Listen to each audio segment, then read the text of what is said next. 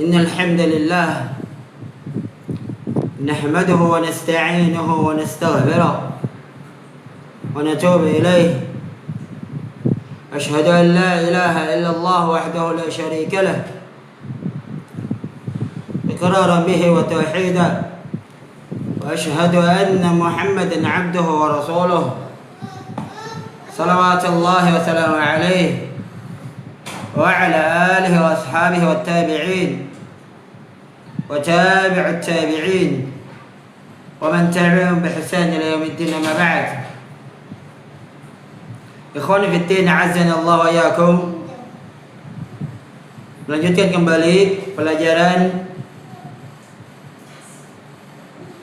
hukuk az-zawjain fi dha'i al-kitab wa sunnah, hak dan kewajiban pasutri, pasangan suami istri di bawah naungan kitab dan sunnah Rasulullah sallallahu alaihi wasallam. Dan ikhwan fiddin, azanallahu iyyakum, kita sudah sampai di pembahasan hak dan kewajiban pasutri, yang dimana kedua belah pihak itu harus mengembannya. Di antara yang pertama kita telah jelaskan adalah al-musyarakatu fil ibadat, kolaborasi, tolong menolong untuk membantu mendapatkan keridhaan dan keridhaan Allah Subhanahu wa taala antara pasangan suami maupun istri. Kemudian yang kedua yaitu husnul ishrah az-zawjiyah, baiknya interaksi antara kedua belah pihak. Baiknya interaksi antara kedua belah pihak, antara suami baik terhadap istri, istri baik terhadap suami, sehingga menghasilkan kehidupan rumah tangga yang harmonis. Bagaimana hal tersebut? Di sini ikhwani fiddin, azanallahu iyyakum, kita langsung baca. Kata beliau,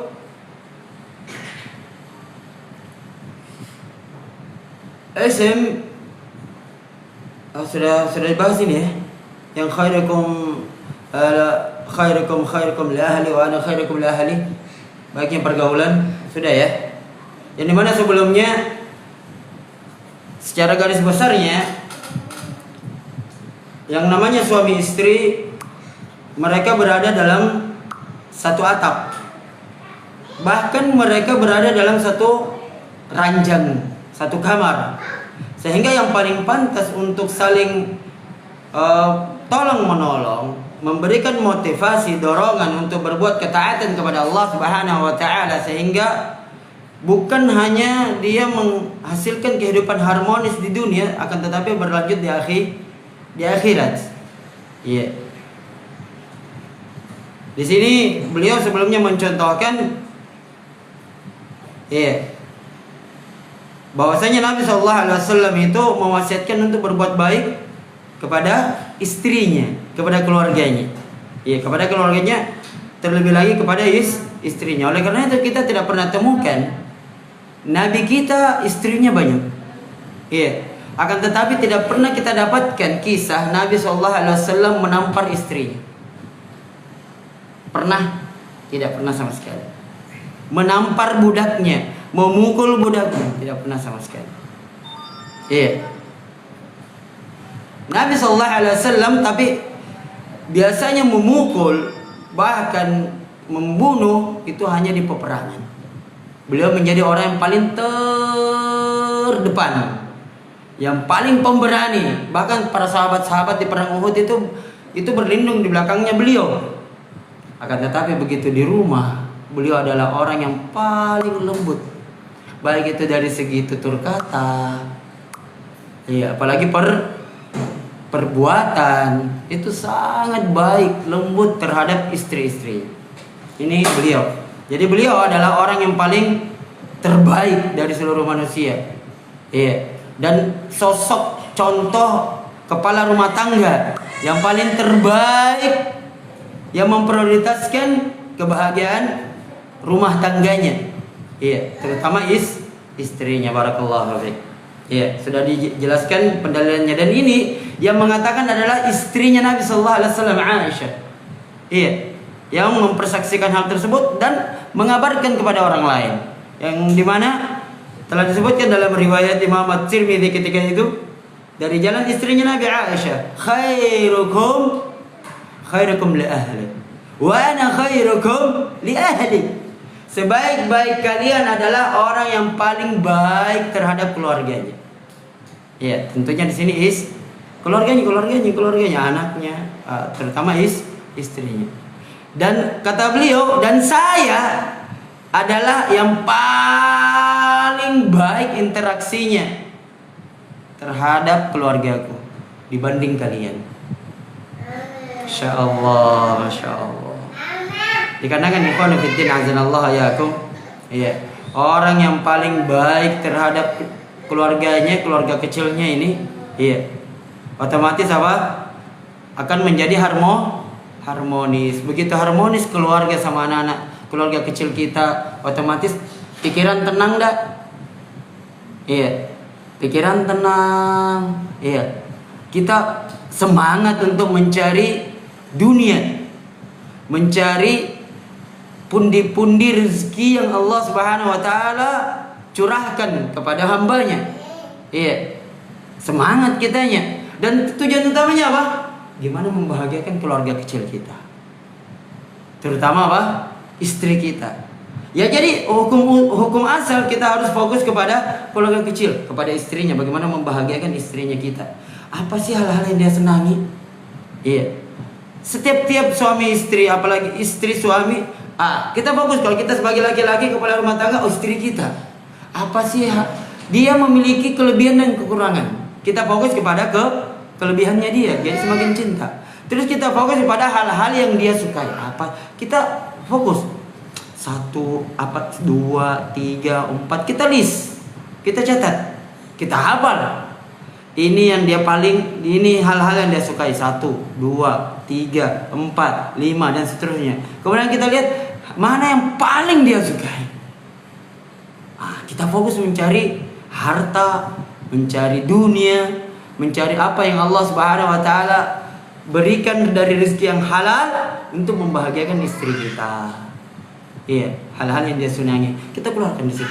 Pasti Allah akan bukakan, iya, pintu-pintu rezeki, ide-ide yang cemerlang. Kenapa? Karena keluarga kita harmonis. Iya. Kita mau membahagiakan anak-anak kita. Ya, fokus pada keluarga kecil kita. Setelah keluarga kecil kita terpenuhi, baru fokus kepada keluarga besar. Karib kerabat kita yang membutuhkan. Oh, orang tua kita, dia senangnya ini. Bahagiakan kedua orang tua kita. Mertua kita, dia senangnya ini. Fokus ke situ. Habis itu pindah ke yang lainnya.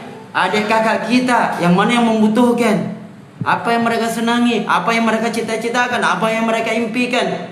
Fokus kita di situ.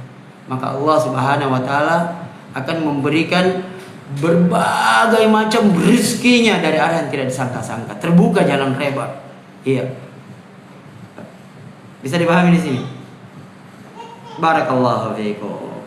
Nah, jangan kebalik. Biasanya itu ada orang royalnya kepada temennya yang jauh. Iya. Tapi begitu istrinya garang, pelitnya setengah mati, anaknya pelit, orang tuanya, mertuanya pelit, karib kerabatnya sangat pelit. Tapi ke orang lain royalnya setengah mati. La ilaha illallah, kebalik. Tidak demikian. Coba kalau seandainya setiap orang fokus dengan hal yang tadi, kepada keluarga kecilnya dulu, istrinya, anak-anaknya, kemudian orang tuanya, mertuanya, kemudian kakak adiknya yang membutuhkan, membuat mereka senang, kemudian keluarga besarnya, tiap kepala rumah tangga fokus kepada hal tersebut.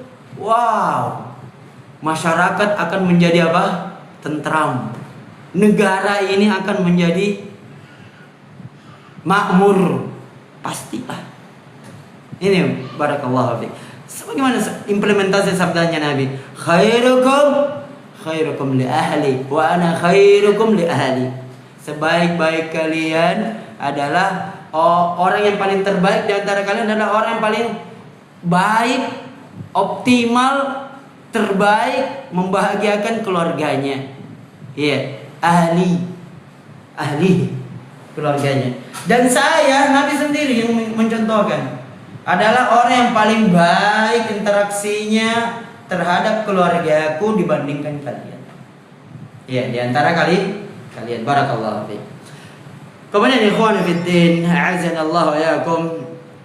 Iya, saudara-saudaraku seagama, semoga Allah Subhanahu wa taala memuliakan saya dan kalian. Kata beliau, wa husnul 'ishrah ay yu'amila kullu wahid min az-zawjayn sahibahu bil-rifq wal-ihsan wa at-taqabul 'an az-zallat. Qala Allah jalla wa 'ala wa la tastawi al-hasanah wa la as-sayyi'ah idfa' billati hiya ahsan fa idza bainaka wa bainahu 'adawatun ka'annahu waliyyun halim wa ma yulaqaha إلا الذين صبروا وما يلقاها إلا ذو حظ عظيم وإما ينزغنك من الشيطان نزغ فاستعذ بالله إنه هو السميع العليم. Ya, kata beliau, di antara ya, baiknya seseorang berinteraksi yaitu masing-masing pasangan suami atau istri itu memperlakukan istrinya atau suaminya itu bagaikan sahabat, dengan cara lemah lembut, dengan cara yang baik. Kemudian yang ketiga, wattaqaful 'anil zallat, cuek terhadap kekeliruan yang terjatuh padanya. Paham? Artinya cuek di sini ya bukan dibiarkan. Iya. Diperhatikan dulu, dilihat, oh dia terjatuh. Tapi jangan langsung menghardik dengan keras. Woi, salah kok. Enggak begitu, tidak. Tapi dengan cara yang lembut. Iya, dilihat dulu. Karena yang namanya istri, yang pada asalnya kata Nabi apa? Sesuatu dari tulang rusuk kamu. Iya. Apa namanya? Lihat tulang rusuk itu, tulang rusuk lurus apa bengkok? Bengkok. Paham?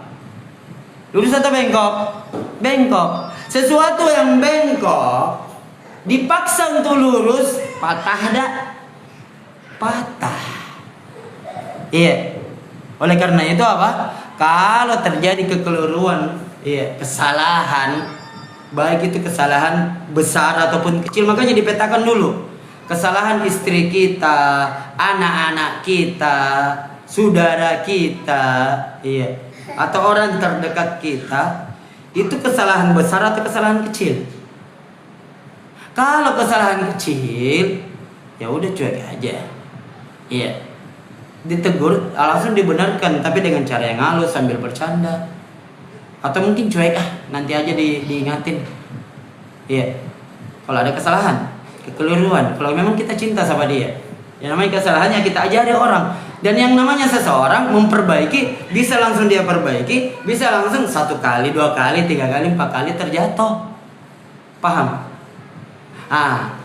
Kalau kesalahan besar, ini dia, perlu trik dan intrik.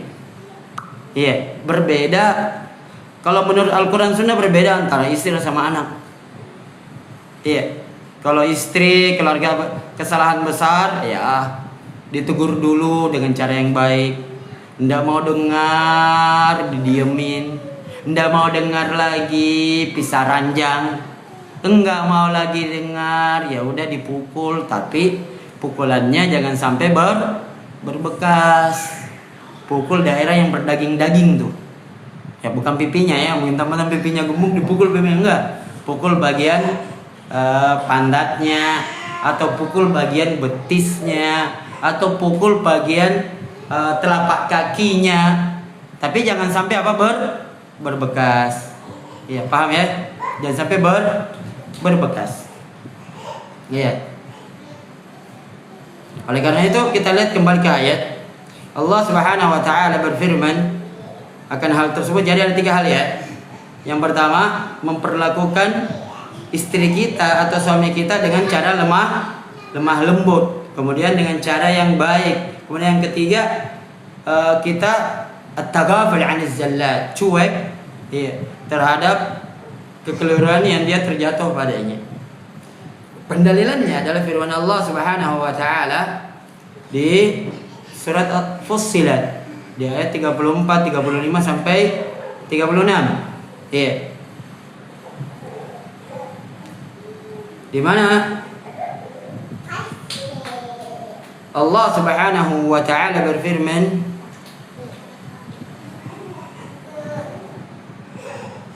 di surat Fussilat tadi di ayat 30 34, kita mulai dari di ayat 34. Ya.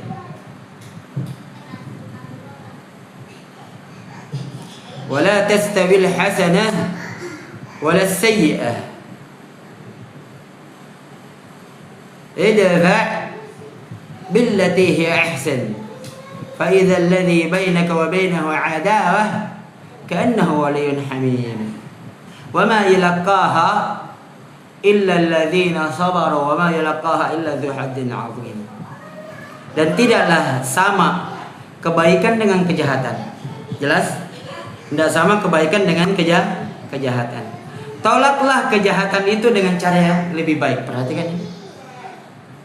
Tolaklah kejahatan itu dengan cara yang lebih baik. Karena kapan kita melakukan hal tersebut, maka tiba-tiba orang yang antara kamu dengan antara dia ada permusuhan, yang awalnya ada permusuhan, kalau kita balas kejahatannya dengan yang lebih baik, maka apa? Seolah-olah permusuhan tersebut itu telah menjadi teman yang sangat setia. Berbalik, iya deh. Dia jahati kita, dolimi kita, kita balas dengan baik. Iya. Justru orang ini berpikir, ini orang ku jahati, tapi malah dia balas dengan kebaikan. Sebaiknya ini. Biasanya orang kalau dibalas keburukan, pasti dia balas juga yang sama, yang setimpal, atau bahkan lebih jahat dia dibanding. Iya, lebih jahat lagi dia. Paham tak? Iya. Oleh karena itu, wa ma yalqaha illa alladziina sabaru wa ma yalqaha illa dzu haddin 'azim. Sifat-sifat yang baik itu tidak dianugerahkan melainkan kepada orang-orang yang sabar. Ini yang pertama. Dan yang kedua, sifat-sifat yang baik tersebut tidaklah dianugerahkan melainkan kepada orang-orang yang mempunyai keuntungan yang sangat besar. Masya Allah. Artinya orang yang membalas keburukan dengan kebaikan yang lebih baik, maka ini tidak bisa dilakukan kecuali pada dua orang. Yang pertama apa? Orang yang sabar. Kemudian yang kedua orang yang pasti akan mendapatkan keuntungan yang sangat besar. Iya. Oleh karena itu ikhwan fiddin a'azanallahu wa iyyakum, kata Ibnu Katsir di firman Allah Subhanahu wa taala, idfa' billati hiya ahsan, ay man asaa ilayka fadfa'u 'anka bil ihsan ilayhi. Kama qala Umar radhiyallahu ta'ala anhu, ma 'aqabta man 'asa Allah fika bimithli an tuti'a Allah fihi.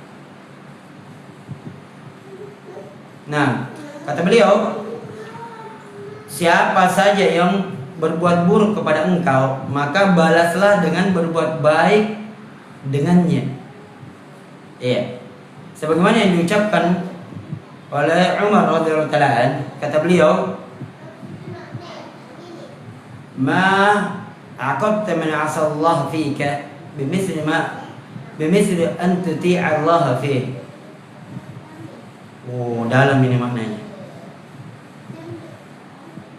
Segala sesuatu orang yang bermaksiat kepada Allah Subhanahu wa taala itu akan dihukum, diberikan balasan sebagaimana engkau berbuat ketaatan kepada Allah Subhanahu wa taala. Artinya apa? Artinya apa?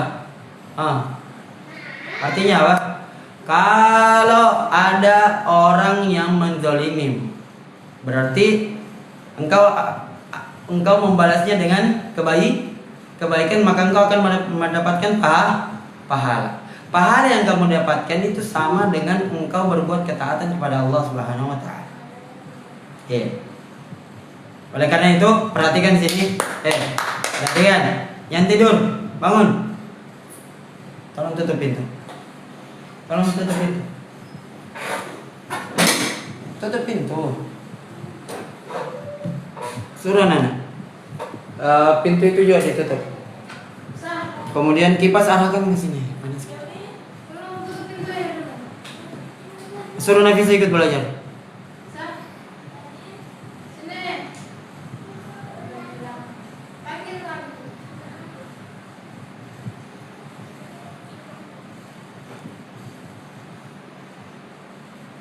Perhatikan ya ikhwan fillah, azza yakum.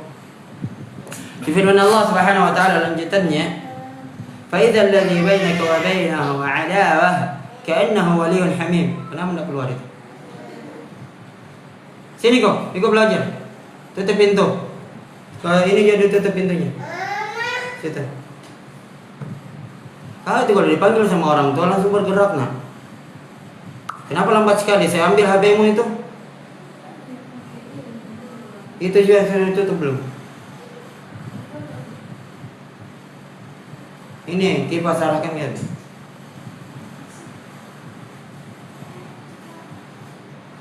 Belum, sini. Sudah. Nah, naikkan dikit.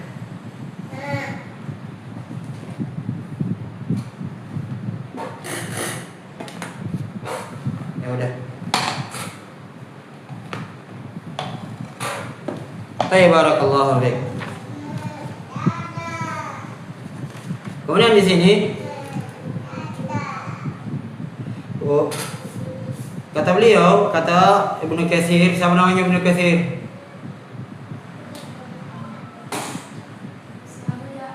Abul Fida. Namanya itu kunyahnya Abul Fida, bapaknya Fida. Ismail ibnu bapaknya Umar, Ismail ibnu Umar ibnu Katsir rahimahullah ta'ala. Kata beliau mengenai ayat ini, fa idzal ladzi bainaka wa bainahu 'adawah ka'annahu waliyyun hamim wa huwa as-sadiq, ay idza ahsant ila ma asaa ilayka qadathu tilka al-hasana ilayhi ila musafahatik wa mahabbatik والحنو عليك حتى يصير كأنه ولي لك حميم، أي قريب إليك من الشفقة عليك وإحسان إليك. Saya ulang, kata beliau, وهو الصدق، أي إذا أحسنت إلى من أساء إليه قادته تلك الحسنة إليه إلى مصافاتك ومحبتك والحنو عليك حتى يصير كأنه ولي لك Hamim, ay qaribun ilaika min asy-syafaqah 'alaika wal ihsan ilaik. Kata beliau, maksudnya jika terjadi awalnya itu permusuhan antara engkau dengan dia, setelah engkau membalas keburukannya menjadi yang lebih baik dengan kebaikan dan yang bahkan yang lebih baik, maka berubah menjadi apa? Waliyun hamim, akan menjadi teman. Yang dulunya musuh, dia menjadi apa? Teman. Sahabat bahkan yang membelamu. Jadi jika kata beliau, jika engkau berbuat baik kepada orang yang berbuat buruk kepada engkau, maka kebaikan yang engkau perlakukan pada dia akan menjadi apa? Dia menjadi suka sama engkau, senang sama engkau, bahkan menjadi pembelamu. Sehingga apa? Sehingga berubah berbalik, seakan-akan dia menjadi teman dekat yang membelamu. Iya. Makanya di sini hamim artinya apa? Qaribun ilai. Menjadi apa? Sahabat dekat, menjadi dekat kepada engkau bitana. Dikarenakan apa? Engkau berbuat baik kepada dia. Iya. Mau contoh siapa? Umar bin Khattab. Ingat dulu sebelum Umar bin Khattab masuk Islam, terima hidayah, Umar bahkan yang paling paling benci terhadap Rasulullah SAW. Bahkan mau membunuh Rasulullah. Iya, mau membunuh Rasulullah SAW. Akan tetapi, masya Allah, setelah itu apa? Setelah terima hidayah, langsung apa? Langsung menjadi pembelanya Nabi SAW. Kalau ada yang mau menyakiti Nabi, dia yang paling terdepan. Iya, Umar bin Khattab yang paling terdepan. Iya, yang membela Nabi SAW. Masya Allah, tabarakallah. Ada contohnya akan hal tersebut. Demikian, ini dicontohkan. Bahkan beliau diangkat menjadi orang yang paling terdekatnya. Habis itu apa? Jadi mertuanya. Iya. Jadi mertuanya. Umar bin Khattab. Bahkan jadi sahabat sejati dunia dan akhirat. Sehingga Umar bin Khattab diangkat jadi khalifah. Setelah itu apa? Sampai meninggal. Dan meninggal dikuburkan di mana? Di sampingnya Rasulullah sallallahu alaihi wasallam. Iya, masya Allah, masya Allah. Iya. Jadi itu ikhwan fillah azanallahu iyyakum. Bagaimana dengan istri? Demikian. Bahaya. Kadang kalau umpamanya kita berantem, kadang jahat ya. Bisa jadi dulunya suami kita awal kali menikah, waktu pacaran baik. Nanti lama-lama rupanya, woi, keluar belangnya. Rupanya dia jahat. Ya dak. Suami kita rupanya, wah, suami rupanya kamu jahat. Tapi kita sebagai istri terzalimi tetap berbuat baik kepada kita, kepada dia. Iya, tetap dilayani. Kita tetap berbuat soleh dalam bukan karena dianya, tapi karena perintah Allah Subhanahu wa taala. Lama-lama apa? Bisa jadi suami kita terima hidayah, berubah menjadi baik. Iya. Berputar dia yang paling baik terhadap istrinya. Iya. Royak terhadap istrinya. Nah. Kemudian ikhwan fillah azanallahu iyyakum. Lanjutan ayatnya ini. وما يلقاها إلا الذين صبروا وما يلقاها إلا ذو حظ عظيم. أي وما يقبل هذه الوصية ويعمل بها إلا من صبر على ذلك فإنه يشق على النفوس. Kata beliau, sifat-sifat yang baik itu tidaklah dianugerahkan melainkan kepada orang-orang yang sabar, dan tidaklah melainkan kepada orang-orang yang mempunyai keuntungan yang besar. Iya. Di sini kata Ibnu Katsir, wasiat ini tidaklah diterima, tidaklah diamalkan kecuali orang yang bersabar akan hal tersebut. Kenapa? Dikarenakan membalas kebaikan terhadap orang-orang yang berbuat buruk terhadap kita ini sangat berat bagi jiwa. Ini hukum asalnya enggak. Susah untuk diamalkan, susah untuk diimplementasikan, sulit untuk dilakukan, sulit untuk diterima nasihat tersebut. Iya. Wa ma yalqaha illa dzu haddin 'azim, ay dzu nasibin wafir min as-sa'adah fid dunya wal akhirah. Tidaklah didapatkan bagi kecuali orang-orang yang memiliki keberuntungan yang sangat besar. Kenapa? Karena dia akan mendapatkan nasib, bagian yang sangat besar. Apa itu? Apa yang dia dapatkan kalau dia melaksanakan hal tersebut? Dia mengamalkan, maka dia akan mendapatkan kebahagiaan di dunia dan di akhirat. Contoh dia di dunia. Kalau ada orang yang dia zalimi dia, maka dia apa? Dia bersihkan hatinya. Iya. Dia tidak akan membalasnya. Ya udah, dia bersih hatinya. Udah, jangan dibalaslah. Semoga ini sebagai apa? Pelebur dosa-dosa saya. Kalau kita sudah lupakan dia, berarti apa? Kita tidak sakit lagi, tidak depresi. Paham tak? Kita tidak ingat terus dia. Malah kita fokus kepada orang-orang yang suka dengan kita. Paham tak? Karena yang namanya tiap manusia itu pasti ada haternya dan pasti ada fansnya. Tiap-tiap orang sebaik apapun dia, pasti ada musuhnya, pasti ada orang yang tidak suka sama dia. Oleh karena itu kita fokus pada orang yang berbuat baik, orang yang baik kepada kita, kepada orang yang mencintai kita. Mau contoh, Nabi kita Rasulullah SAW siapa?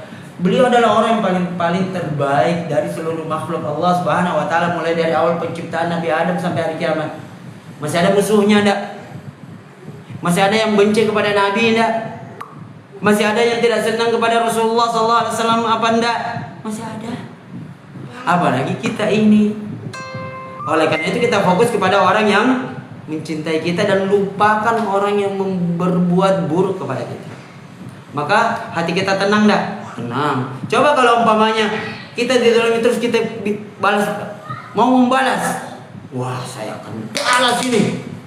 Masa nak gibahi kat di belakang, masa nak kasih rugi kah, masa nak ganggu kah, nak ganggu keluargaku, masa nak ceritakan dari balas. Bagaimana mau kubalas? Pasti kau nu pikirkan enggak? Nu pikirkan 24 jam dia. Hendak tenang tidurmu, hendak fokus bisnismu. Iya. Pikir bagaimana langkah-langkah supaya dia kubalas. Langkahnya ini, bahkan keluar tenaga, pikiran, bahkan harta. Kau bayar orang, bahkan kau bayar preman, kau bayar pembunuh bayaran. Kalau umpamanya kau mau bunuh dia, ada keluarga orang yang kamu cintai itu dibunuh, kau balas mau bunuh dia, kau bayar pembunuh bayaran untuk bunuh dia. Atau bahkan sendiri kamu yang mau bunuh. Paham tak? Kamu ingat terus enggak dia? Ya, tapi kalau ya udah sudah. Ini adalah pelebur dosanya saya. Dan semoga Allah Subhanahu wa taala berikan dia hidayah. Iya. Nabi SAW terhadap Umar, beliau mendoakan, ya Allah, mudah-mudahan Umar, ada 2 Umar ini terima hidayah. Umar menerima hidayah. Dan ketika itu yang membenci Rasulullah di kalangan kaum musyrikin ada 2 Umar. Iya, rupanya yang menerima apa? Umar bin Khattab radhiyallahu taala anhu. Masya Allah. Oleh karena itu dia akan beruntung di dunia. Kalau dia tidak terima hidayah menjadi orang soleh yang orang pernah menzaliminya, iya, maka Allah akan membalasnya dengan caranya Allah sendiri. Kita tidak capek-capek memikirkan hal tersebut. Pasti dia akan dibalas oleh Allah Subhanahu wa taala yang setimpal, atau bahkan lebih buruk, baik itu melalui kita atau melalui tangannya orang lain yang lebih zalim dibanding dia. Pasti. Kalau tidak di dunia, maka akan disimpankan di akhirat, nanti lebih dahsyat. Lebih baik ya dibalas di dunia, kezaliman demi kezaliman diampuni oleh Allah Subhanahu wa taala di dunia, atau ya dibalas di dunia supaya dia nanti masuk surga nanti di akhirat. Paham enggak? Baik. Oleh karena itu, orang yang dia sabar terhadap kezaliman seseorang, bahkan dia membalas dengan kebaikan, maka dia akan mendapatkan bahagian, pahala yang sangat besar, kebahagiaan. Dia akan bahagia di dunia dan akan mendapatkan apa? Kebahagiaan di akhirat, yaitu surga. Barakallahu fiik. Oleh karena itu, ya, dari jalan Ali bin Abi Thalhah dari Abdullah bin Abbas dalam menafsirkan ayat ini, beliau mengatakan, amarallahu al-mu'minin bis-sabr 'inda al-ghadab wal 'ilm 'inda al-jahl wal 'afw 'inda al-isa'ah. Fa idza fa'alu dhalika 'asamahumullahu min asy-syaitan wa khada'a lahum 'adwahum ka'annahu waliyyun hamim. Kata beliau, di sini Allah Subhanahu wa taala memerintahkan kaum mukminin, orang-orang yang beriman, untuk bersabar ketika dia marah. Perhatikan ini. Bersabar ketika marah. Dan dia bersifat bijaksana ketika menghadapi orang yang bodoh, orang yang jahil, orang yang tidak tahu, dan dia memaafkan orang yang berbuat buruk kepada dia. Paham? Nah, hafal baik-baik. Yang pertama, bersabar kalau dia marah. Yang kedua, bijaksana terhadap orang yang tidak tahu atau bodoh. Kita harus Bodoh di sini ada dua. Iya. Ada jahal biasa, jahlul basit. Normal, dia tidak tahu. Kalau dia tidak tahu maka kita beritahu yang benarnya. Yang kedua ada bodoh jahlul murakkab. Dia tidak tahu kalau dirinya bodoh, merasa memiliki ilmu, dan ini kebanyakannya hasilnya apa? Dia itu orangnya ngeyel, pembangkang. Paham? Ayat. Maka dalam hal itu kita harus bijaksana. Kemudian yang ketiga, orang yang berbuat buruk kepada kita harus memaafkan, al-afu. Kenapa? Iya, karena kalau kita maafkan, hati kita bersih, kita tidak memikirkan dia, kita tentram. Iya. Kemudian kita fokus kepada hal-hal yang baik, dan otomatis apa? Kita bahagia di dunia dan di akhirat nanti. Kita maafkan dia, semoga Allah dia maafkan, supaya kita mendapatkan derajat kita masuk surga, dan kita surganya bukan surga yang di bawah, surga yang lebih tinggi lagi. Paham? Untuk mendapatkan surga yang lebih tinggi. Oleh karena itu sampai di sini ikhwan fillah azanallahu iyyakum, karena sekitar 9 menit lagi jam 2 ya. Iya. Baik. Oleh karena itu apa lanjutannya? Wa imma yanzaghanna minasyaitan nazghun fasta'id billah innahu samiul alim. Ini lanjutannya sudah ada hubungannya dengan ayat sebelumnya. Kemudian ikhwan fillah azanallahu iyyakum, kata beliau, wa in kanat هذه الآيات نزلت في شأن المسلمين جميعا فإن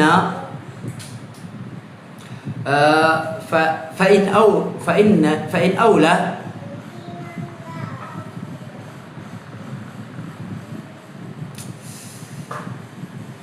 من يبادر إلى تطبيقها هم الزوجان.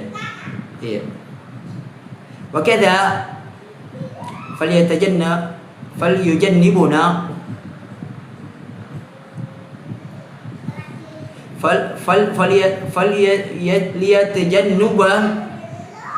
فليتجنب الغضب لأنها مدمر الأخلاق. Tayyib, kata beliau, walaupun ayat ini berlaku turun asbabun nuzulnya pada perkara kaum muslimin seluruhnya, secara umum ya, global, akan tetapi yang lebih pantas untuk segera mengimplementasikannya, mengamalkan mengenai ayat ini adalah pasangan suami istri. Iya. Kemudian yang selanjutnya, yang kedua, hendaknya kedua suami istri pasutri itu menjauhi yang namanya marah. Iya, marah. Kenapa? Karena dengan marah dia akan menghancurkan berbagai macam akhlak, adab. Iya. Karena dia akan menghancurkan adab. Ada enggak? Berarti ini menunjukkan bahwasanya marah itu masuk dalam kategori adab yang buruk, akhlak yang buruk.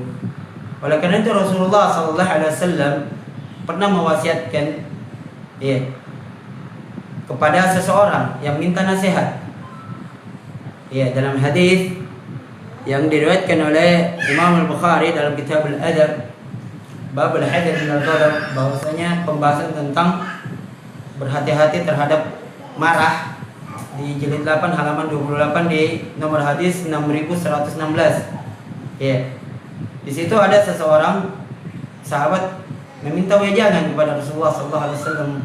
Beliau mengatakan, "Ausini ya Rasulullah, berikan saya wasiat, nasihat wahai Rasulullah." Apa kata Nabi SAW? La taghdab. Faraddada miraran. Nabi menjawab apa? Jangan marah. Dia ulangi lagi sahabat itu, bertanya lagi hal yang sama. Ausini la taghdab. Ausini la taghdab. 3 kali. Berikan saya nasihat, jangan marah. Berikan saya nasihat yang lain lagi Nabi, jangan marah. Ini saja nasihatnya Nabi. Kenapa? Karena ikhwan fillah azanallahu wa iyyakum, kata Ibnu Rajab Al-Hanbali rahimahullahu taala rahmatul wasi'ah wa askana fi jannatihi, di dalam kitab Jami' al-Ulum wal Hikam di halaman 361, di dalam menjelaskan hadis ini, kata beliau, فلم يزده في الوصية على لا تكذب مع تكراره الطلب، وهذا دليل ظاهر على أن الغضب jima'u asyar wa anna at-tahadduts minhu jima'u al-akhir. Ya. Di sini Nabi SAW tidak menambahkan wasiat terhadap jangan marah, padahal di sini sahabat terus mengulangi permintaannya dari pertanyaan tersebut. Artinya apa? Di sini menunjukkan yang nampak pendalilan yang sangat zahir, yang nampak di sini menunjukkan bahwasanya yang namanya marah itu akan mengumpulkan berbagai macam keburukan. Ya, paham di sini? Demikian juga kebalikannya. Yang namanya menjauh dari kemarahan akan mengumpulkan berbagai macam kebaikan. Paham di sini? Tayyib, barakallahu fiik. Cukup ya? Kita cukupkan sampai sini. Karena sudah mau hampir jam 2. Nanti insyaallah kita akan membahas lagi di antara baiknya pergaulan terhadap istri itu apa. Ya. Di sini akan beliau jelaskan nanti beberapa hal. Lebih dan kurangnya mohon dimaafkan. Semoga Allah Subhanahu wa taala menjauhkan kita dari adab-adab, sikap-sikap yang buruk, akhlak-akhlak yang buruk, dan semoga Allah Subhanahu wa taala memberikan kita kesabaran dan memasukkan kita termasuk orang-orang yang mampu membalas keburukan dengan cara yang lebih baik, dengan kebaikan, dan sehingga menyebabkan kita harmonis, tentram di dunia ini, dan kita mendapatkan pundi-pundi pahala yang sangat besar, sehingga Allah Subhanahu wa taala memasukkan kita dalam surganya. Lebih dan kurangnya mohon dimaafkan. Naktafi bihadzal qadar. Subhanakallah bihamdika asyhadu an la ilaha illa anta astaghfiruka wa atubu ilaik. Walhamdulillahirabbil alamin. Assalamualaikum warahmatullahi wabarakatuh.